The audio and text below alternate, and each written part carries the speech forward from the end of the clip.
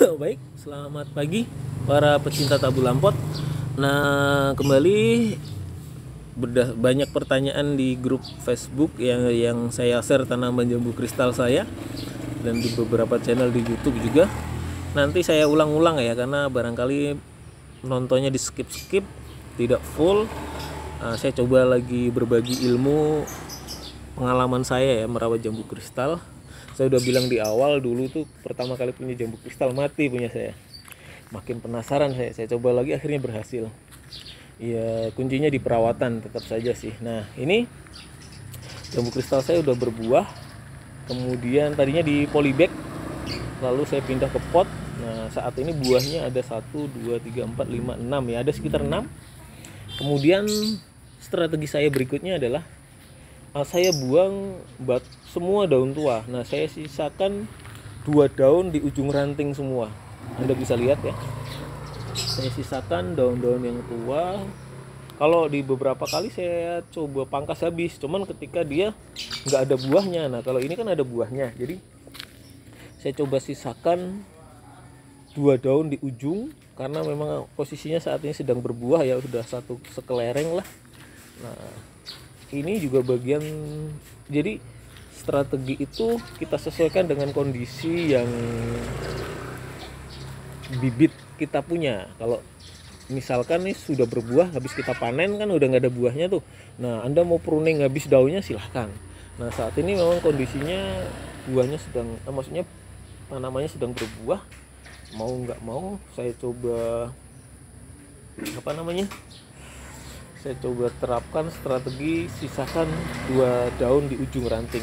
Itu pun juga ada yang rontok. Nah, jadi ini yang seleksi alam ya. Nah, mungkin secara ini juga nggak bagus. Nah, kira-kira seperti ini. Jadi ini berlubang ini biasanya karena belalang. Insya Allah di tempat saya aman dari belalang. Nah, kalau udah kondisi seperti ini ya memang tinggal perawatan saja sebenarnya. Perawatan. Nah, memang dari daunnya aja kelihatan sih kering, kemudian kotor. Ini menunjukkan bahwa dia memang kurang nutrisi ya, kurang nutrisi. Jadi beruntung sih kalau misalkan pembeli sudah dapat yang seperti ini, tinggal sedikit perawatan udah pembesaran gitu. Kalau ini kan memang udah modal ya, udah ada modalnya.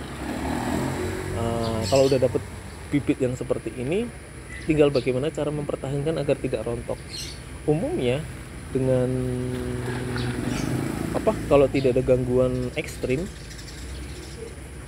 umumnya mereka dengan level buah seperti ini kemungkinan tidak akan rontok.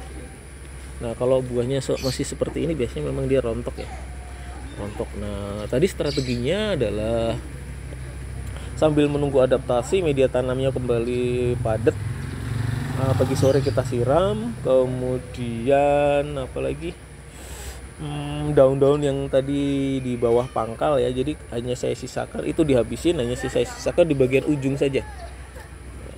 Nah, demikian, mengapa tidak saya habisin, karena di situ ada buahnya.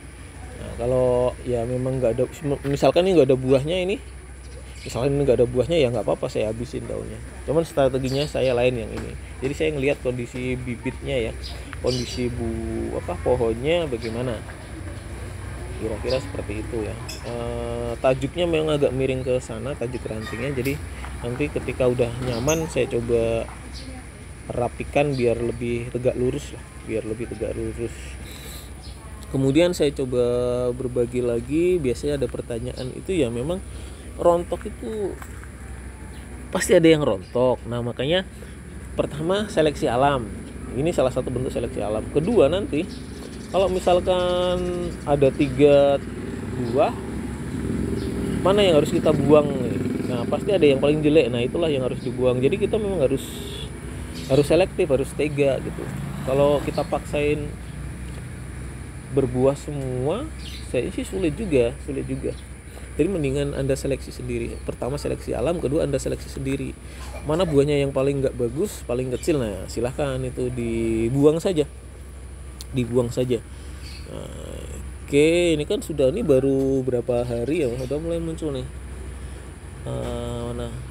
Nah ini udah mulai muncul ranting-ranting baru, nanti mulai menghijau, daunnya mulai menghijau. Nah ini kan biasa tuh kutu putih, karena daunnya keras nih, keras, jadi kelihatan nggak, awalnya ini kurang nutrisi,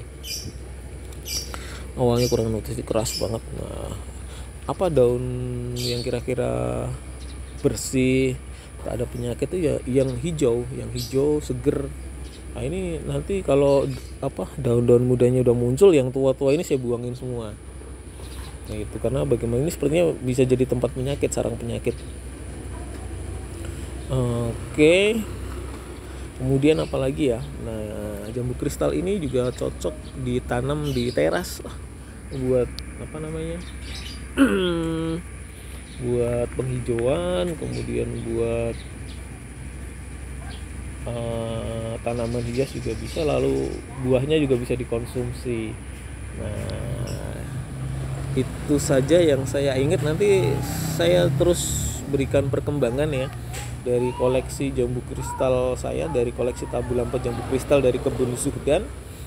Mudah-mudahan dengan saya membuat channel YouTube kebun Zuhdan ini, ya bisa saling share informasi ya. Saya bisa memberikan informasi pengalaman saya dalam merawat jambu kristal Sami. Oke, demikian dari kami kebun Zuhdan dan terima kasih.